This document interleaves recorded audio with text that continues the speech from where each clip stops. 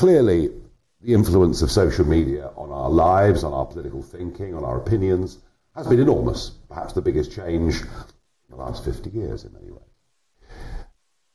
And there are many of us who loathe the way social media behaved in November 2020.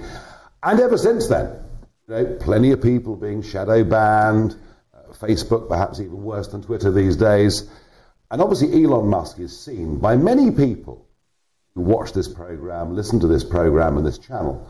Musk is seen as the white knight, the great saviour that has come along. Now, I know that your arrival, and maybe GETTR, Truth Social, Parler, wouldn't have formed if Twitter hadn't gone down this route. He's paid a ridiculous price for it, by the way. I mean that is a crazy number. $44 billion is a crazy number. Is he able to turn Twitter around? How long will it take him? So I don't think Twitter can be turned around. I think it's so rooted in its core a political bias that you would have to fire every engineer, every coder, every moderator, every single person in the C-suite, which he's done a good job of getting started on that.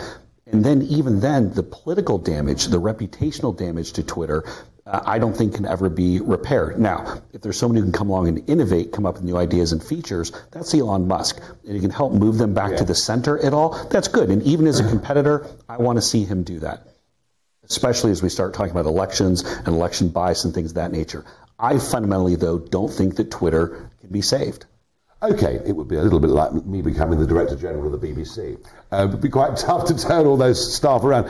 He's going to try. Goodness knows what the cost of that's going to be for Tesla, if he's taking his eye off the ball. And even talk of coders at Tesla going over to Twitter to help get them through this problem. Jason, the stolen election was one of the narratives that came out of November 2020 from the Trump team. And if you've said that on social media, on many social media platforms, you've effectively been banned and shut down. Is it time for the Republicans to move on from a narrative which comes across, I think, to most voters as being essentially negative? Well, I think election security is a good issue to talk about, but I think talking about previous elections is not going to pick us up any new voters.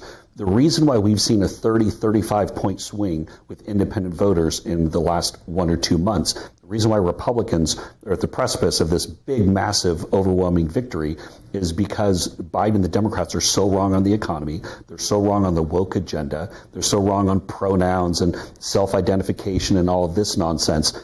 The fact of the matter is Republicans are right on the issues. Republicans and independents like a strong leader like Trump. We do not need to be talking about 2020 anymore. It needs to be a clear forward focus. Very much my feeling as well. But we'll see what happens. And hey, Jason, thanks for joining us on the show. And Jason says Trump will announce today or tomorrow. Watch this space.